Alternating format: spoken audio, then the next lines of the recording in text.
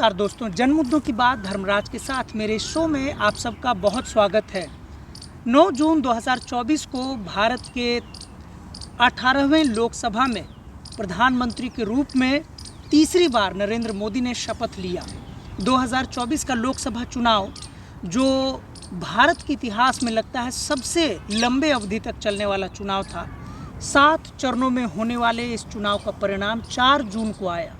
4 जून को जहां भाजपा का नेतृत्व और भाजपा समर्थकों का दावा था कि 400 सीटें भाजपा को आएंगी, वहीं 4 जून को जो परिणाम आए उससे नेतृत्व जो अभी भाजपा के हाथ में है उनके होश उड़ गए। प्रधानमंत्री नरेंद्र मोदी के बारे में तो ट्विटर पर यहाँ तक चल रहा है कि इतने कम मार्जिन से जीतकर प्रधानमंत्री होते हुए प्रधानमंत्री के पद के लिए जीतने वाले वो पहले भारत के उम्मीदवार हो गए हैं। महज 1.5 लाख वोटों से जीतकर प्रधानमंत्री मोदी जी तीसरी बार शपथ ले चुके हैं। हालांकि पंडित जवाहरलाल नेहरू के बाद वे दूसरे प्रधानमंत्री हैं जिन्होंने लगातार तीसरी बार चुनाव में जीत दर्ज की। उनकी पार्टी ने जीत दर्ज की है और उन्होंने शपथ लिया। लेकिन 2024 लोकसभा चुनावों में जहां बहुत सारे महत्वपूर्ण बदलाव राष्ट्रीय स्तर पर देखने को मिले, वहीं सबसे बड़ा बदलाव देखने को मिला है बहुजन समाज पार्टी यानी बसपा के साथ। जिस उत्तर प्रदेश में प्रचंड बहुमत की उम्मीद एक तरफ भाजपा को थी, वहीं दूसरी तरफ इंडिया अलायंस, इंडिया गठबंधन को थी, लेकिन पूरी मीडिया से बसपा का डिबेट गायब रहा। इतना ही नहीं, जब 4 जून को परिणाम आए तो बसपा को 0 लोकसभा में सीट प्राप्त हुए हैं। हालांकि पहली बार बसपा के वोट प्रतिशत में भी गिरावट आई है। जितने भी विचारधारा की लड़ाई वाले पार्टियां हैं, उनके साथ लोकसभा सीटों के मामले में उतार चढ़ाव लगातार देखने को मिलता है।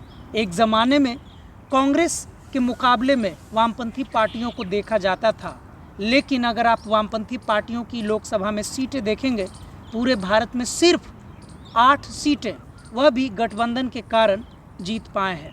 तो बसपा जैसी पार्टी जिसका मास बेस इतना अधिक है, जाति जनगणना के हिसाब से अगर आप देखेंगे जो बिहार में हुआ और पूरे भारत में जाति जनगणना कराने के मुद्दे को लेकर कांग्रेस मैदान में थी, चुनावी मैदान में थी। बहुजन समाज पार्टी का तो यह मुख्य मुद्दा रहा है शुरू से।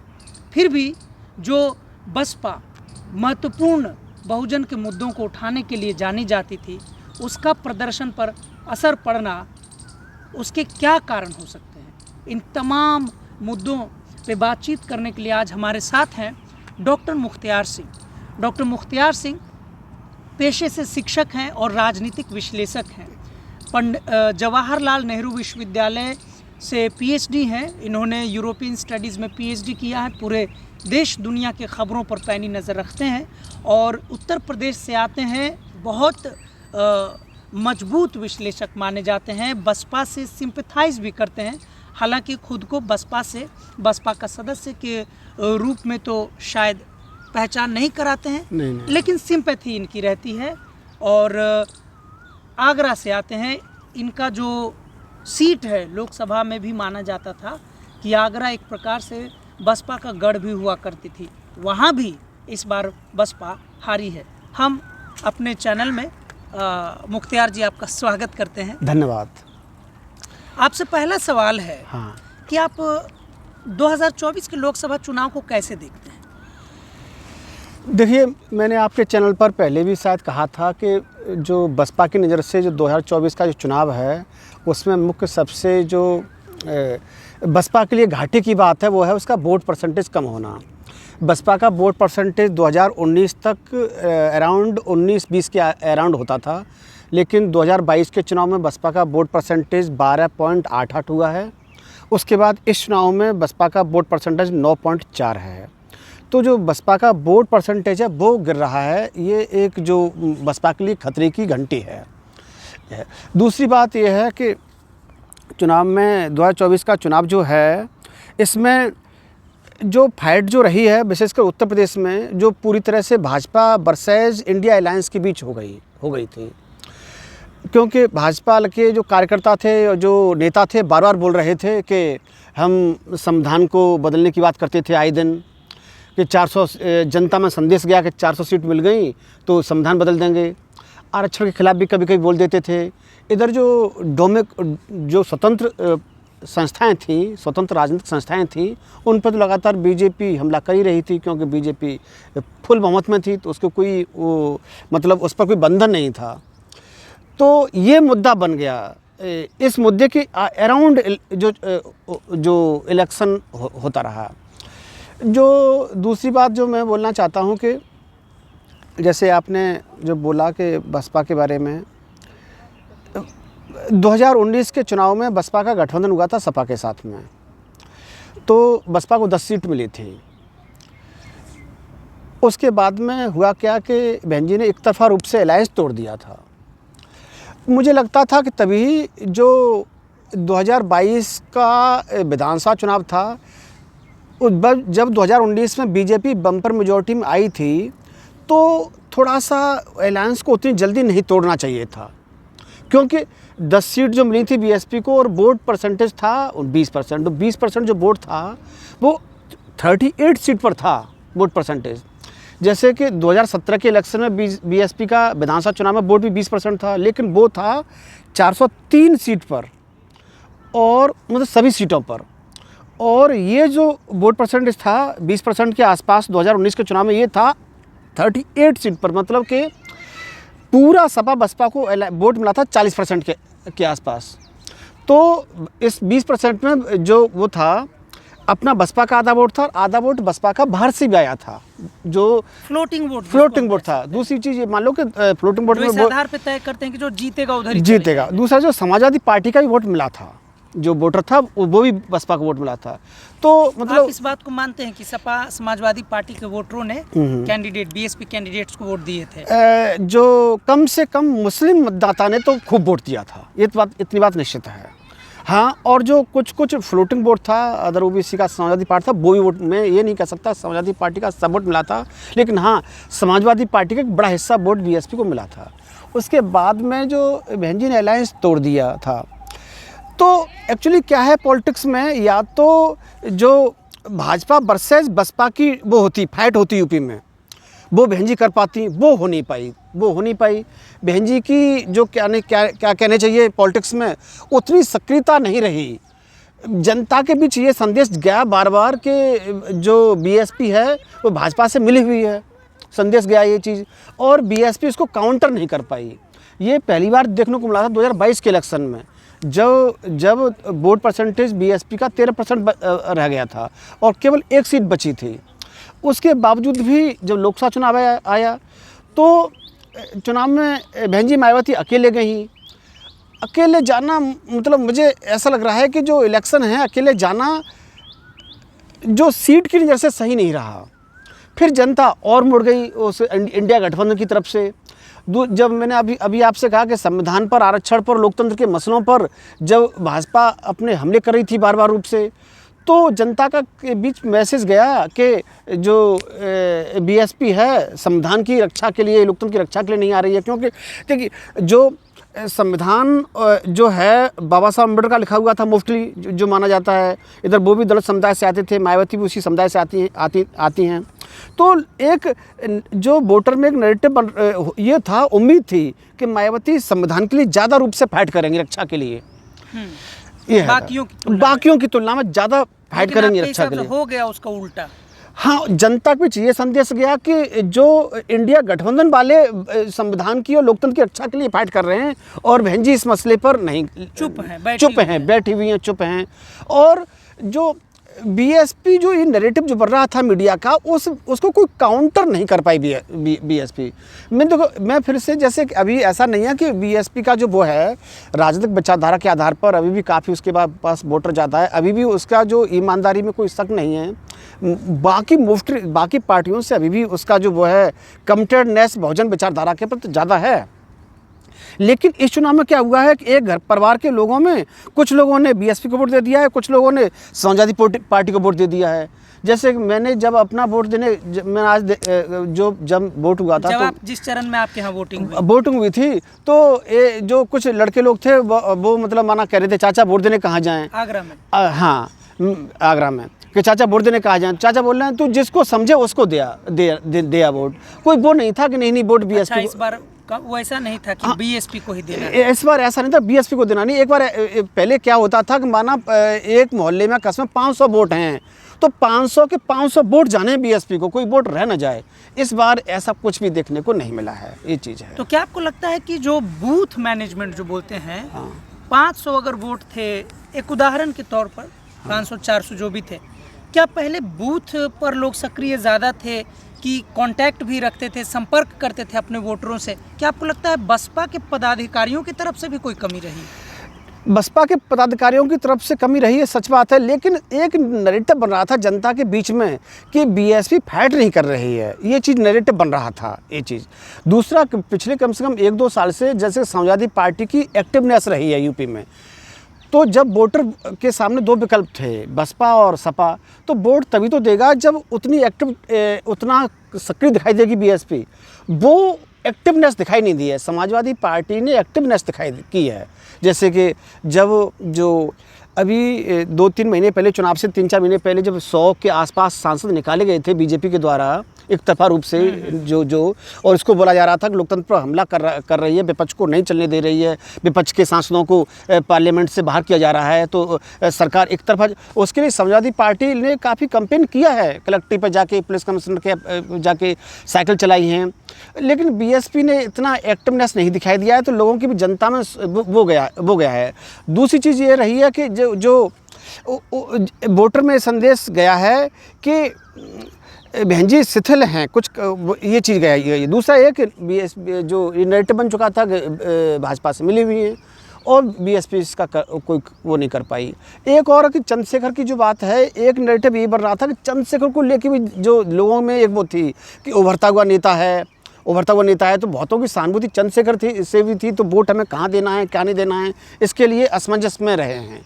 लेकिन चंद्रशेखर तो सिर्फ एक सीट पर लड़ रहे थे, नगीना लोकसभा सीट पर लड़ रहे थे। वहाँ पर तो बसपा के भी उम्मीदवार थे, इंडिया गठबंधन के भी उम्मीदवार थे, भाजपा के भी उम्मीदवार थे, यानी एनडीए अलायंस के भी उम्मीदवार थे। सबको पटखनी देते हुए जिस प्रकार से चंद्रशेखर ने जीत दर्ज की है, तो वह तो एक लोकसभा की सीट है, वो काबिल तारीफ़ है ऐसे समय में। बल्कि आप एक्टिविटी की बात कर रहे हैं, सक्रियता की बात कर रहे हैं, तो अगर चंद्रशेखर आज़ाद की सक्रियता, राजनीतिक सक्रियता पर नज़र दौड़ाएं, तो चंद्रशेखर के 20वीं आंदोलन में तो हम आप सब रहे हैं। दिल्ली में जितने भी बड़े बड़े प्रोटेस्ट हुए हैं, उसमें सबसे पहले आज के समय में अगर अपने समर्थकों के साथ पहुंचने वाला कोई नेता था, वो चंद्रशेखर ही थे। हम लोग सभी जानते हैं, सड़कों से संघर्ष करके संसद तक पहुँचे हैं वो। आपसे दूसरा जो बड़ा ही महत्वपूर्ण सवाल है कि जब आम आदमी बात कर रहा है ज़मीन पर, वोटर आपस में, मतदाता आपस में बात कर रहे हैं कि बसपा यानी मायावती बी टीम है भाजपा की, तो क्या मायावती जी तक ये खबरें नहीं पहुंचती होंगी? क्या उनके सलाहकार ये बातें नहीं बताते होंगे कि बहन जी आने वाले चुनाव में इसका बहुत बड़ा खामियाजा भुगतना पड़ सकता है? या क्या लगता है? ऐसा तो नहीं हो सकता है, खबरें मायावती जी तक ना हो, निश्चित रूप से खबरें होंगी, लेकिन होता क्या है, किसी पार्टी के अंदर एक कठोर अनुशासन होता है, और जो छोटे वो हैं नेता हैं, वो बड़े नेता की हमेशा हमें मिलाते हैं, एकदम यसमैन होते हैं, क्योंकि उनको लगता है कि हम जो बड़ा नेता बोल रहा है उसको हम बोलेंगे तो हमको प्रमोशन मिलेगा, नहीं उसके इधर उधर बात करेंगे तो पार्टी हमको बाहर निकाल के कर देगी। और ये जो नैरेटिव जैसी वाली बात है, पता नहीं इस चुनाव में मैं ये देखता हूँ, जैसे कि जहाँ तक बीजेपी से बात है, जैसे चिराग पासवान ने बीजेपी से अलायंस किया, 5 सीट जीत ली, पता नहीं बहन जी को यदि अलायंस करना था तो कहीं तो अलायंस करना था, या इस तरफ, हाँ मैं बोलता हूँ कहीं कर लेते, कम से कम पॉलिटिकल कि कहीं मतलब भाजपा से भी कर लेते। देखिए पॉलिटिक्स में कोई चीज़ असंभव नहीं होती है राजनीतिक जमीन बचाने के लिए। असंभव नहीं होती है। ये तो माना कि इंडिया अलायंस उस बीएसपी को सही सीट नहीं दे रहा था, तो पहले तो ये चीज़ नैरेटिव जब बन रहा था, इंडिया अलायंस बन रहा था, तो जब पता थी बीएसपी को हमारे वोट कम, हमारी जो वोटर है 13% वोट रह गया है, तो खुद पहल करके इंडिया अलायंस में शामिल होना चाहिए था। यदि तो बहन जी को बोलना, वो जो है कि इंडिया, ये संदेश देना चाहिए था कि इंडिया अलायंस वाले हमसे अलायंस नहीं कर रहे हैं। संदेश ये गया कि बहन जी ने अलायंस नहीं किया इंडिया अलायंस में, ये है। और दूसरा यह कि जो जहाँ तक भाजपा की बात है, जीतन राम मांझी ने जो अलायंस किया उसका अपनी पॉलिटिकल ज़मीन बची हुई है, लेकिन 0 सीट आई है, ये सबसे बड़ा वो है, मतलब जो धक्का है ये। देखिए एक्चुअली इस चुनाव में, लेकिन अगर आपसे इस सवाल को मैं पलट दूं कि जैसे एक सीट जीतने के लिए जीतन राम मांझी जैसे बड़े नेता, जमीनी नेता, संविधान के पैरोकार, इतने बड़े छवि वाले पूर्व मुख्यमंत्री होने के बावजूद महज 1-2 सीट जीतने के लिए संविधान पर हमला करने वाले पार्टी भाजपा के साथ, जैसा कि नेताओं में प्रचार था कि भाजपा मतलब संविधान विरोधी पार्टी, उसके साथ उन्होंने अपने सीट बचाने के लिए गठबंधन कर लिया। और बहन जी ने अपने विचारधारा से समझौता न करते हुए ईमानदारी से अगर चुनाव लड़ ली और 0 सीट हो गया, तो बेहतर स्थिति आप किसे मानते हैं? देखिए, मैं तुलना इसलिए जीतन राम मांझी से नहीं करता हूँ। जीतन राम मांझी एक छोटे लेवल के मुख्यमंत्री रह चुके हैं, मतलब मैं उनका वो नहीं कर रहा हूँ, वो मुख्यमंत्री रहे, लेकिन उनका वोटर ज़्यादा नहीं है उस इलाके में, जो बिहार में तक सीमित है। जीतन राम मांझी का वोट है, और उसमें भी जो अलायंस में कितनी सीट मिली थी जीतन राम मांझी को? 1 या 2 मिली थी? जीते हैं एक मिली थी, हाँ 2 सीट मिली थी। बसपा एक राष्ट्रीय पार्टी है, उसका बहुत बड़ा वोट है, राष्ट्रीय पार्टी है। भले ही यूपी से बाहर भी उसकी सीट नहीं आई है, लेकिन समय समय पर पंजाब में, मध्य प्रदेश में जो उसकी सांसद की सीट आती रही है, और विधायक की सीट तो कश्मीर, पंजाब, हरियाणा, राजस्थान, मध्य प्रदेश, तेलंगाना, कर्नाटक तक आती है। वो राष्ट्रीय छत्तीसगढ़ में आई है, उसकी विधायक की सीट बिहार में आई है, ये है। और इस चुनाव में जो बहन जी ने, पिछले चुनाव में 2019 के चुनाव में बहन जी ने जो क्षेत्रीय पार्टियों से अलायंस किया था यूपी से बाहर, लेकिन यूपी से बाहर भी अलायंस किया था। इस चुनाव में वो भी नहीं किया। यदि पंजाब में या राजस्थान में, एमपी में या कहीं थोड़ा और स्टेट्स में यदि कहीं अलायंस किया होता, तो शायद बाहर भी कहीं सीट कुछ आ सकती थी। सबसे बड़ी चीज़ मैं जब पॉलिटिकल वो उसमें देखता हूँ, जब बीएसपी की सरकार थी 2007 में जीत के आई थी, और जब 8 में मनमोहन सिंह सरकार गिरी थी, उसमें गिरने वाली थी, लेफ्ट पार्टी ने समर्थन वापस ले लिया था, तो न्यूक्लियर मुद्दे पर। तो बीएसपी की शायद 15, 14, 18 कुछ सीट थी लोकसभा में। उसके बावजूद भी थर्ड मोर्चा, मतलब गैर भाजपा, गैर कांग्रेस से डिमांड उठा दी थी कि मायावती जी को प्राइम मिनिस्टर पद के लिए वो हम अप्रोच कर सकते हैं। यदि गैर भाजपा, गैर कांग्रेस सरकार बनती है, तो मायावती जी के नेतृत्व में तो हमको नेतृत्व स्वीकार होगा। ये सीताराम येचुरी, इंद्रजीत गुप्ता ने बात कही थी।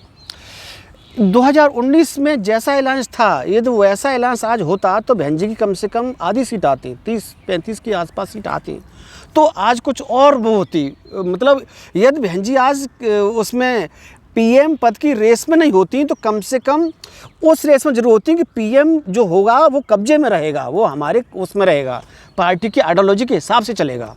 लेकिन जैसा कि आपने पहले ही सवाल से शुरुआत की कि इस बार जो चुनाव में जो प्रचार का मुख्य मुद्दा था, मुख्य मुद्दे प्रचार के जो थे वो थे संविधान पर हमला और आरक्षण पर हमला, और ये एक बड़ा नैरेटिव रहा, और इसीलिए बसपा के वोटर गिले शिकवे भूल के खुशी से बड़े पैमाने पर समाजवादी पार्टी की तरफ शिफ्ट कर गए। हालांकि समाजवादी पार्टी ने भी अपने पार्टी के टिकट वितरण में बहुत सारी चीज़ें बदलाव की हैं, इस बात को नकारा नहीं जा सकता। सही बात है, क्योंकि सामान्य सीट पर, भारत जैसे जातिवादी देश में सामान्य सीट पर, अयोध्या जैसे, फैजाबाद जैसे सीट पर जहां राम मंदिर के मुद्दे का डंका पीट रही थी भाजपा, वहां से सपा ने इतना बड़ा रिस्क लिया, इतनी बड़ी चुनौती ली कि अवधेश प्रसाद पासी जी को वहां पर चुनाव लड़ाया। वो सीट ऐसे समय में जहाँ एक सीट के लाले पड़े हुए थे, 400 सीट का दबाव था, विपक्षियों पर अपने अस्तित्व को बचाने का दबाव था, तो ऐसे में आपको नहीं लगता कि सपा की रणनीति के कारण भी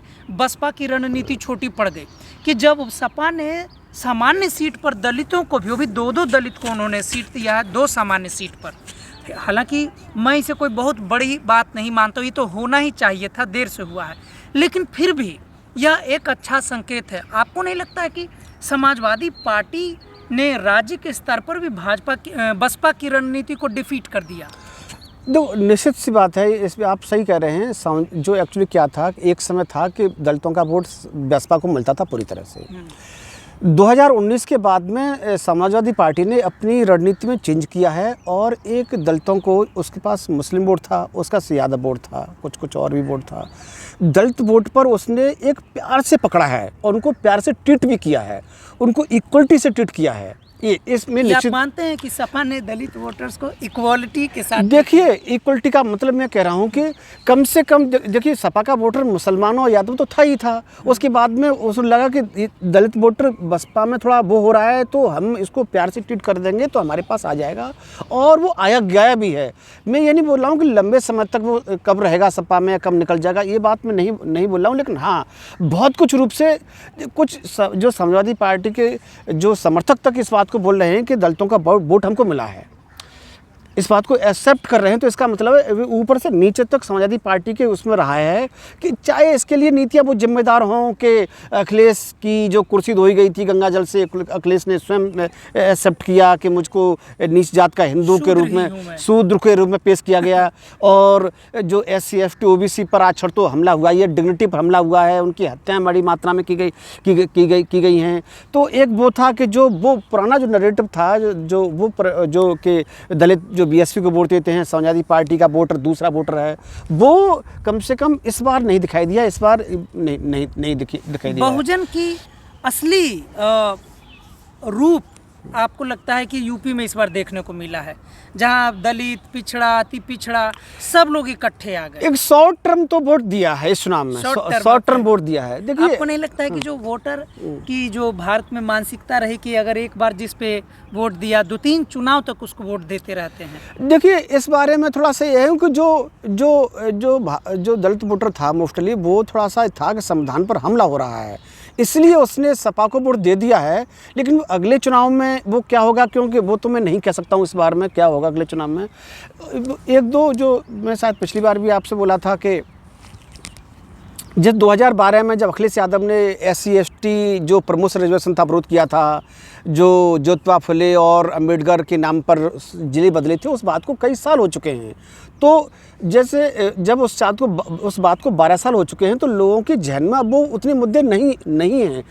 जो वोटर है वो प्रेजेंट को देखता है। अच्छा, प्रेजेंट को देख रहा है। आप कह रहे हैं कि जो समाजवादी पार्टी ने जो बसपा के द्वारा जो बहुजन नायकों के नाम पर जो शहर, यूनिवर्सिटी ये सब किया था नाम कर, बदले थे, अब पुरानी बात हो गई। वो नया वोटर्स को नई चीजें अब दिख रही हैं। हाँ, क्यों? देखिए, वो दलित वोटर्स है, लेकिन वो नया चीज सामने देख रहा है कि अखिलेश यादव की साइकिल की रैली चल रही है। हाँ, और वही सच है वर्तमान। हाँ, सच है। 10 साल 12 साल पहले लोग नहीं जाना चाहते। जैसे मान जो 25 साल का वोटर होगा, वो 12 साल 13 साल का बच्चा होगा, 13 साल की बात है, 12 साल काफी वो हो चुका होता है। वो प्रेजेंट सिनेरियो देख रहा है। जब 2014 और 19 में मोदी के आते ही लोगों ने उछल के मोदी को वोट दे दिया, तो वैसे ही इसी में हमको ये यहाँ भी उछल के वोट दे दिया है। हाँ, काफ़ी उछल के दिया ही है कम से कम, और ये मतलब जो तो दिया ही है, तभी तो मतलब उसको पार्टी ने एक्सेप्ट भी किया है।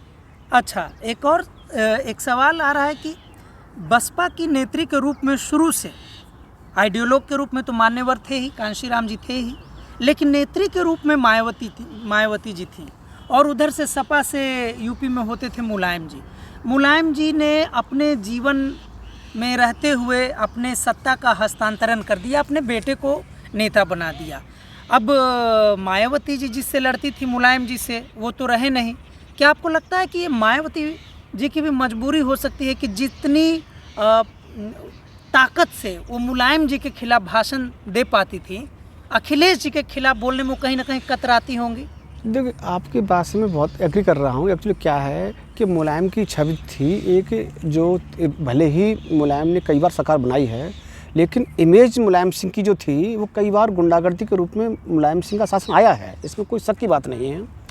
जब मायावती जी की पहली सरकार थी, उसमें भी तो जो गेस्ट हाउस कांड कराया था, उसके बावजूद भी मुलायम की सरकार में कई बार ऐसा हुआ है कि मतलब हुआ है, जो कहते हैं कि गैर कानूनी काम खुल के हुए हैं और एक जात की गुंडागर्दी भी चली है। कम ज़्यादा मात्रा में लोग दुखी होकर के लोगों ने विकल्प के रूप में वो चुना है। तो मायावती जी का क्या था कि एक जो पहले हुंकार भरती थी कि राजा भैया के खिलाफ में, अमर सिंह के खिलाफ में, एक वो था, वो देखने को नहीं मिला क्योंकि उसके सामने अखिलेश की इमेज है नहीं ऐसी, अखिलेश के पास सत्ता नहीं है, ये चीज़ है। इसलिए मायावती अपना नैरेटिव नहीं, केंद्र से लड़ने में डरती हैं, इसलिए नरेंद्र मोदी जी से डरती हैं, ऐसा भी है। देखिए, मायावती केंद्र से लड़ने में डरती हैं। हाँ, इतना ये नैरेटिव जरूर जनता में गया है कि केंद्र के खिलाफ में जैसा संघर्ष करना चाहिए था मायावती जी ने वैसा संघर्ष नहीं किया है। ये पूरा नैरेटिव जनता के बीच में गया कि भाजपा से नहीं लड़ रही। कहीं न कहीं की जनता में संदेश है कि एक शिथिल या नरम रवैया अपनाए हुए हैं। वही पहले का जो कुछ बुराई भाजपा की कर दी, कुछ आलोचना कांग्रेस की कर दी, कुछ आलोचना सपा की कर दी, इस ढर्रे पर बीएसपी चलती रही है। वो ढर्रा लोगों को पसंद नहीं आया है। चुप रहना पसंद नहीं आया है। चुप रहना पसंद नहीं आया है। हाँ, सच बात, चुप रहना पसंद नहीं आया। बहन जी, मायावती ने आकाश आनंद को आगे किया। आकाश आनंद ने धुआंधार भाषण देना शुरू किया। बसपा में ऐसा लगा चारों तरफ मीडिया में कवर करना शुरू किया।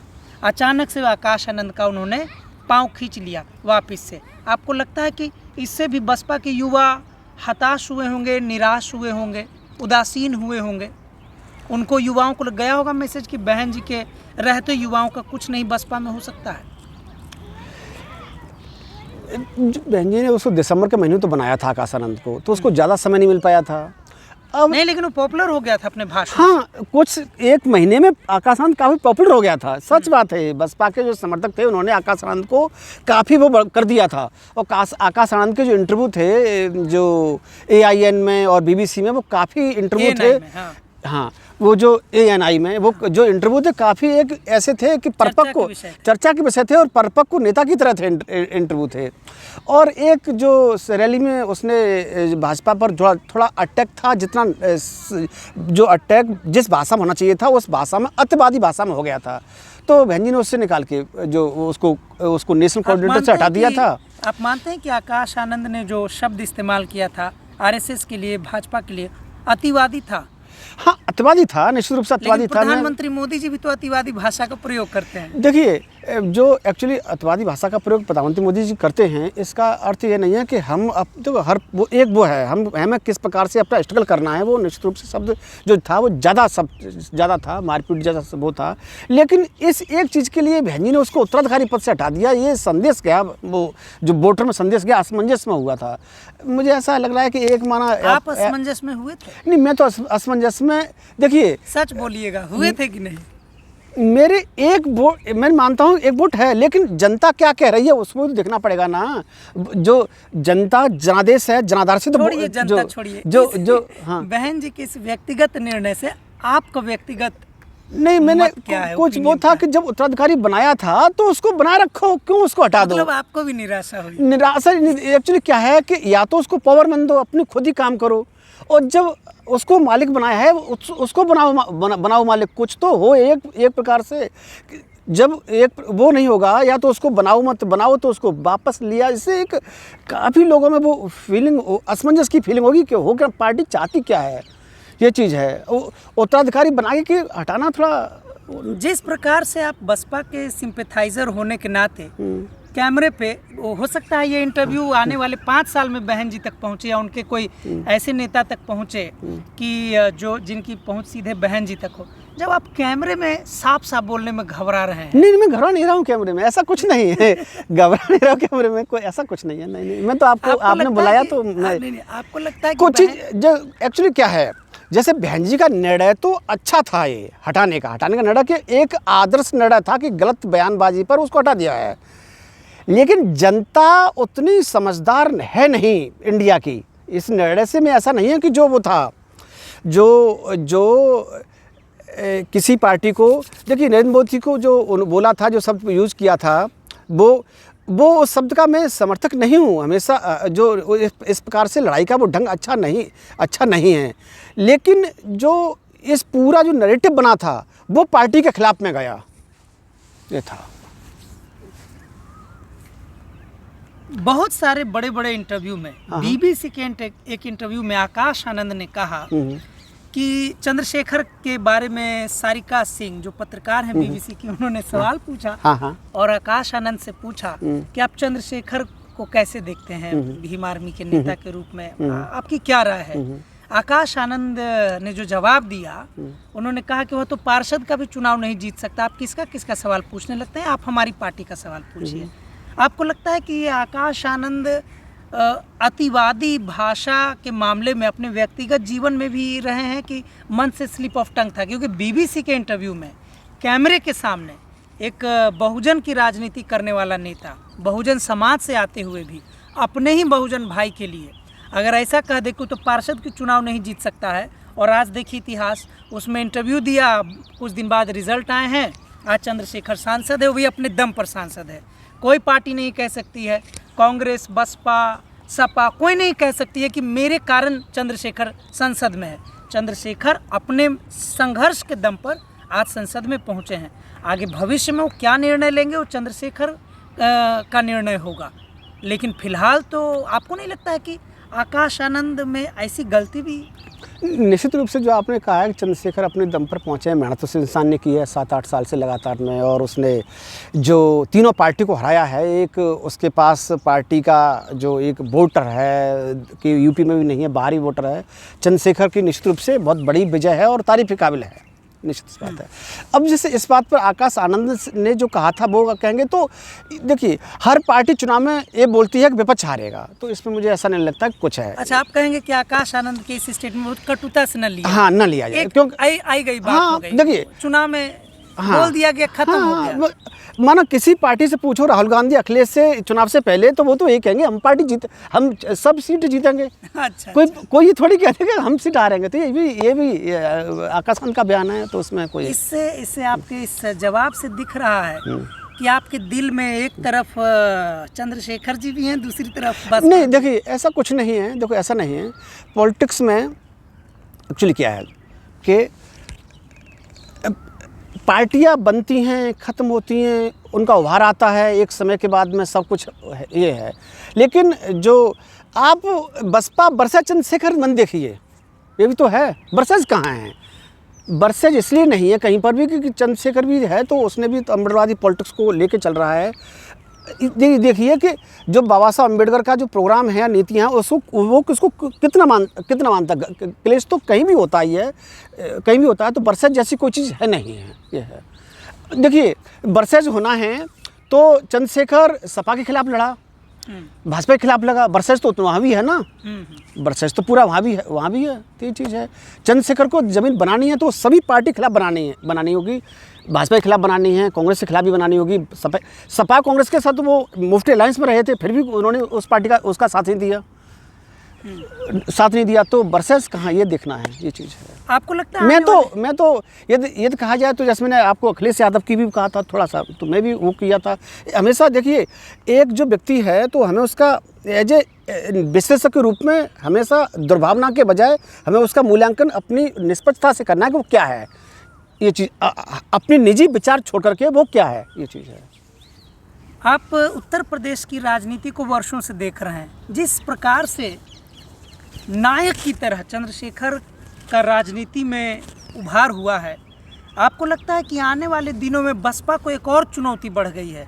पहले तो केंद्र में भाजपा थी, राज्य में समाजवादी पार्टी थी, अब इंडिया गठबंधन आ गई है। अब रही सही कसर चंद्रशेखर अगर निर्दलीय उम्मीदवार जीतते तब बात और होती। हम सभी जानते हैं कि चंद्रशेखर ने बसपा की ही तर्ज पर असपा बना रखा है, आज़ाद समाज पार्टी ब्रैकेट में कांशीराम बना रखा है उन्होंने। आपको लगता है कि आने वाले समय में बसपा को अब सबसे पहले असपा से ही लड़ना होगा? नहीं, चुनौती है तो अच्छी चीज़ है, ये चुनौती है। जब जो लाइफ में जब ज़्यादा चुनौती मिलती हैं तो हम ज़्यादा स्ट्रगल करते हैं और हमारा जो परफॉर्मेंस है वो ज़्यादा निखर के सामने आता है। तो चुनौती को पॉजिटिव लेना चाहिए, अच्छी चीज़ है। आपको लगता है अच्छी चीज़ है? अच्छी चीज़ है। मैं इसे अच्छी चीज़ इसलिए मानता हूँ कि जब उसको चुनौती मिलेगी तो जो पार्टी है वो करेगी, अपने में रिव्यू करेगी कि मुझसे कहाँ गलती हुई है, और उसको अपना जिंदा रहना है। तो जो फिर से वो अपना करेगी कि मेरा जो उसका एक्टिवनेस है वो ज़्यादा करेगी, नहीं ख़त्म हो जाएगी। ये नहीं अच्छी तो चीज़ खत्म है। हो जाएगी। हाँ बिल्कुल है निश्चित। मीडिया में तो पहले ही घोषित कर दिया गया है कि बसपा खत्म हो गई है, आपको क्या लगता है? देखिए एक्चुअली ऐसा है कि मीडिया में कहा जाए तो मीडिया का अपना एक हमेशा बायस रहता है, वो हमेशा तो इसलिए कभी कभी एक्चुअली क्या है कि ये मीडिया एक बात बोला अचानक बात सच होगी तो हमें ऐसा लगता है कि मीडिया ने बोल दिया है कि तो सच हो रही है, और फिर पता चलता दूसरी बार कि मीडिया क्या है। मीडिया ये बोल रहा है इस समय नरेटिव बना हुआ है कि बीएसपी कारण भाजपा इतनी सीट जीत गई, ठीक है। यही मीडिया अब तक कहता चला आया है कि जो है कि गोदी मीडिया है, भाजपा का पक्ष करता है, निश्चित सी बात है। तो अब इस मीडिया को ये क्या दर्द जो आया है कि इंडिया अलायंस हार गया, भाजपा जीत गई, तो उसके लिए तो अच्छा हुआ ना, उसको तारीफ करनी चाहिए। लेकिन वो बसपा को आलोचना कर रहा है कि इंडिया अलायंस हार गया। ऐसा लग रहा है कि मीडिया इंडिया अलायंस का जो वो है हितैषी है। जब मीडिया इंडिया अलायंस का कब हितैषी रहा है? वो तो बीजेपी का रहा है ना। जब इंडिया अलायंस वाले बोलते रहे कि ये मीडिया है, यही जो मीडिया है भाजपा का वो रहा है, जो हितैषी रहा है, बीजेपी की वाणी बोलता है, गोदी मीडिया है। और यही मीडिया ऐसा फील हो रहा है इस मुद्दे पर कि बीएसपी ने इंडिया अलायंस की इतनी सीट को हरा दिया, 20 सीट को हरा दिया, 18 सीट को हरा दिया, कि ये मीडिया इंडिया अलायंस का कितना मददगार है, हितैषी है, शुभचिंतक है। ये कब से हो गया? मीडिया का अपना बाइस्ट है, वो चाहता है, वो फाइट चाहता है कि इधर वर्सेस इधर फाइट हो। क्योंकि देखिए सामाजिक परिवर्तन का उम्मीद हो सकता है कि थोड़े समय में राहुल गांधी ये कह रहा नहीं, कांग्रेस का भी सामाजिक परिवर्तन के हिसाब से बहुत ज़्यादा कोई अच्छा इतिहास नहीं रहा है, नहीं रहा है।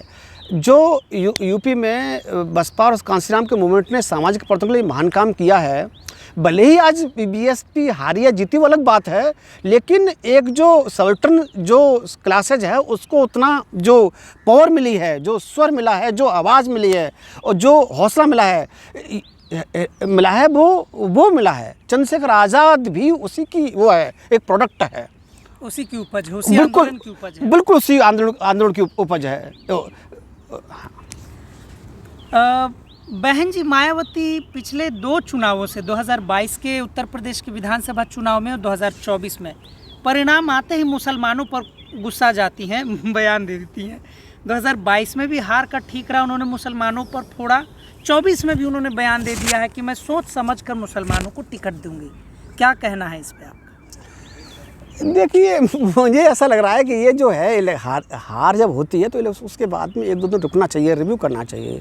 अगले दिन आके बोल देना थोड़ा सा मुझे लगता है कि बहन जी के इस स्टेटमेंट का आप थोड़ा सा वो है कि देखिए निंदा तो नहीं कर रहा, निंदा नहीं, देखिए ये तो सच बात है कि वोट नहीं दिया है, लेकिन कुछ चीज़ें पॉलिटिक्स में स्मार्टली यूज़ की जाती हैं, डायरेक्ट नहीं कही जाती हैं। अच्छा, जो वोट तो कांग्रेस और अखिलेश को भी बहुत लोगों ने नहीं दिया है, लेकिन उन्होंने ऐसा थोड़ी कहा है अच्छा। कि मुझे वोट नहीं दिया है। ये चीज़ है, वोट तो माना मैं खड़ा हुआ इलेक्शन में तो मुझे सब लोग वोट नहीं देंगे, और मुझे ही पता है कि इन लोगों ने वोट नहीं दिया है, लेकिन बात बोली नहीं जाती है। आप कह रहे हैं कि बहन जी दिल के साफ हैं, बोल दी तो गड़बड़ कर दी।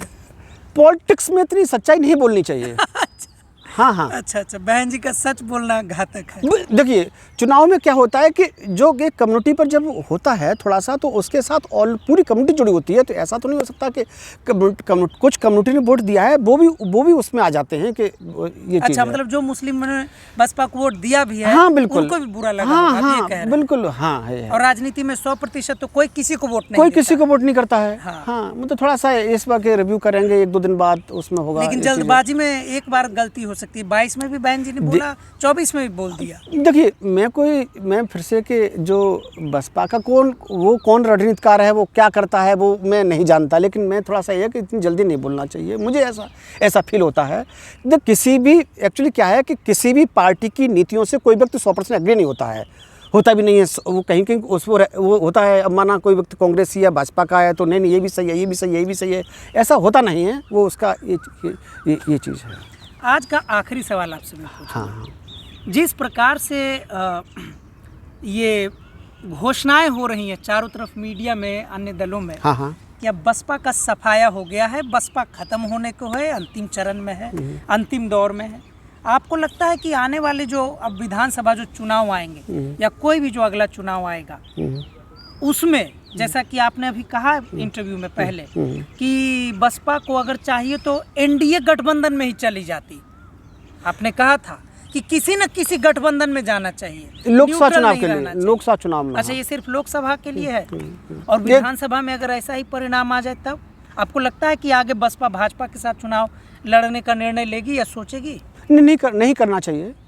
भाजपा के साथ मिलकर चुनाव बिल्कुल नहीं लड़ना चाहिए। कभी आपने ही तो कहा कि लोकसभा में करना चाहिए, तो फिर मैंने मतलब ये था कि ये तो उसको लोकसभा में को सीट बचानी थी, तो यदि ऐसा कर लेती तब ये अच्छा था, लेकिन पूरी तरह से निष्क्रियता रही। अच्छा होगा अपने वो उतरे, उसमें ज़मीन पर उतरे।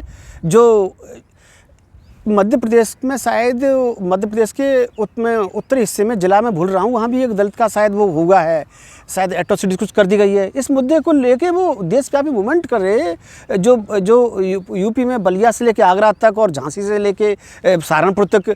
जब राहुल गांधी जो पैदल रैली निकाल सकते हैं, तो पदयात्रा कर सकते हैं, भारत जोड़ो यात्रा कर सकते हैं, तो एक जो बहन जी जो सड़क पर रैली करें, जनता से जुड़े हैं, जो आकाश आनंद जनता से जुड़े। ऐसे थोड़ा है कि जो हमेशा उनके जो यसमैन उनसे घिरे रहें, जनता से बात करें, जनता के डायलॉग में जाएं, रोड पर उतरें, जनता से सीधा कनेक्ट करें। जो भले ही माना कि बहन जी की उम्र है थोड़ी सी, तो कुछ नहीं, पैदल नहीं चल सकती हैं तो गाड़ी में तो चल सकती हैं। हाँ, 7-8 किलोमीटर बाद गाड़ी में सभी नेता चलते हैं। जैसे माना राहुल गांधी थोड़ा सा यंग है तो वो पैदल चला था, लेकिन माना बहन जी की उतनी यंग नहीं है तो एक गाड़ी में तो चल सकती हैं। तो 5 किलोमीटर के बाद, 10 किलोमीटर के बाद एक सभा करें, 15-20 किलोमीटर के बाद एक सभा कर सकती हैं। इसमें महीने 2 महीने काटें तो जनता से एक जुड़े, ये ज़्यादा रहेगा। ये कोई पार्टी से अलायंस करके उसको थोड़ा सा एक शॉर्ट टर्म तो हो सकता है, लेकिन लॉन्ग टर्म लाभ हो सकता है, लेकिन कोई लॉन्ग टर्म लाभ थोड़े ही है। जैसे कि सपा कांग्रेस में भी अलायंस हुआ, लेकिन ऐसा थोड़ी सपा कांग्रेस के बीच में वो नहीं होता, टकराव नहीं होता, बहुत टकराव होता है। तो ये है वोट, अपने वोटर को जोड़ें उससे। और जो मानव काशीराम जी उससे साइकिल से रैली करते थे, वो रैली निकलें, आकाश आनंद रैली करें, और जो बसपा के बड़े नेता हैं वो रैली करें। जनता से जुड़े, वो जनता क्या चाहती है और कुछ उसके लिए तभी होगा कुछ। क्योंकि चुनौती जैसे कर रहा था कि यही आखिरी सवाल है, एक और सवाल आखिरी हो गया, उसके बाद आखिरी सवाल, आपको लगता है कि जो उत्तर प्रदेश में जो दलित समुदाय के जो लोग होंगे, जाटव, सारे लोग, बसपा का 0 सीट देख के उनको कहीं ना कहीं दुख हुआ होगा?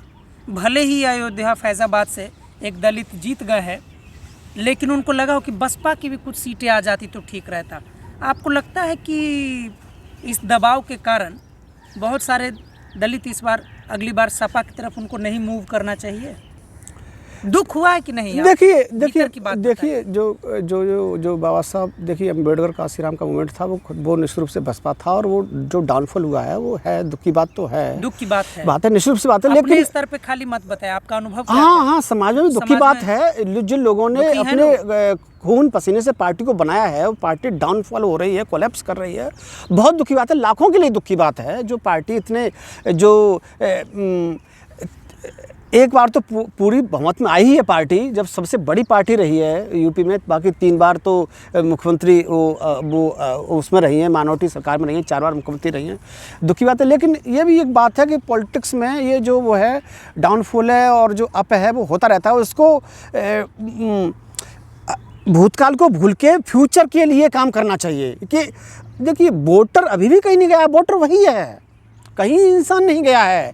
बस क्या है कि थोड़ा सा वो डाइवर्ट हुआ है, उसकी जो एनर्जी है, जो उसकी वो है, उसको इकट्ठी जगह पर लगाने की ज़रूरत है। जैसे मैं पहले से बोल रहा था कि लोग जब भाजपा की सीट जीतते थे, 70 सीट आती थी या 60 सीट से ज़्यादा आती थी, लगता था पूरा भाजपा यूपी में हो, पूरा यूपी भाजपा में हो गया है। ऐसा कभी था नहीं।